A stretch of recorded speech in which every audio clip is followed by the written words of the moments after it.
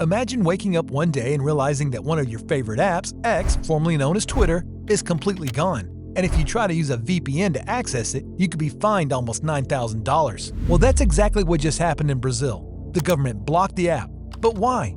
And what does it mean for all the people who used it? In today's video, we'll break down why Brazil took such a big step and what it has to do with free speech and fake news and how Elon Musk is involved in all of this. Go yourself. Is that clear? Okay, so why did Brazil block X? It all started with a judge named Alexandre de Moraes from the Brazilian Supreme Court. Back in 2020, the court started investigating people who were spreading lies and dangerous information online. They were especially worried about people trying to mess with Brazil's democracy, like trying to make others believe that elections were rigged. These investigations got even more serious after January 8, 2023, when supporters of Brazil's former president, Jair Bolsonaro, stormed government buildings. Chaos in Brazil as thousands stormed the country's capital protesting October's election results. Supporters of far-right former President Jair Bolsonaro unwilling to accept his defeat to Luiz Inácio Lula da Silva. The court wanted to make sure that social media wasn't being used to spread lies that could hurt the country. So they ordered X to block some accounts linked to this misinformation. And at first, X actually did follow these orders. But then, Elon Musk bought Twitter and turned it into X. Musk has always said he believes in free speech and letting people say whatever they want, even if it's controversial. So when the court told him to block these accounts again, Musk said no. He refused to follow the orders, reopened some of the banned accounts, and even shut down X's offices in Brazil. Now in Brazil, there's a law that says if a foreign company like X wants to operate there, it has to have a legal representative in the country, basically someone who can handle the company's legal stuff in Brazil. Musk didn't do this after closing the offices, which is against the law.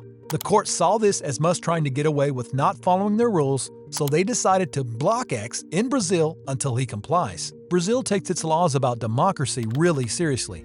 There's even a specific law that says anyone trying to mess with democracy will be punished. This law was created because of all the fake news and propaganda that was spreading online, especially around elections. When Musk refused to block those accounts and didn't appoint a legal representative, the Brazilian Supreme Court saw it was a big problem. They felt Musk was ignoring their laws and trying to cause trouble. So they decided to block X in the entire country and even froze some of Musk's other business accounts in Brazil, like Starlink, to make sure he couldn't keep ignoring them. So what does this mean for the people in Brazil who used X? Right now, they can't use the app at all. The government made internet providers block it, and it's been taken down from the app stores like Google Play and the Apple App Store. And if people try to get around the block using tricks like VPNs, they could get fined. This is a big deal because X was super popular in Brazil. About 40 million people used it to share news, opinions, and connect with friends. Now, they have to find other ways to stay connected. This whole situation brings up a big question.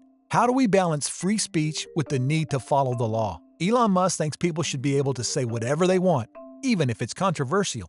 But the Brazilian government believes that there have to be limits, especially when what people say could hurt the country or spread dangerous lies. And this isn't the first time something like this has happened. Brazil has blocked other apps before, like WhatsApp, when they didn't follow the rules. So while this is a big deal, it's not totally new for Brazil. So, what happens next? X will stay blocked in Brazil until Elon Musk decides to follow the court's orders. That means naming someone in Brazil to be in charge of legal issues and paying the fines. But knowing Musk, this fight might not be over. He's hinted that he could take the battle to a global level, arguing that it's not just about Brazil, it's about free speech everywhere. In the meantime, Brazilians will have to find other ways to stay connected online, and the rest of the world is watching closely to see how this all plays out. So what do you think? Should Elon Musk follow the court's demands, or is he right to fight for what he calls free speech? Let us know in the comments below.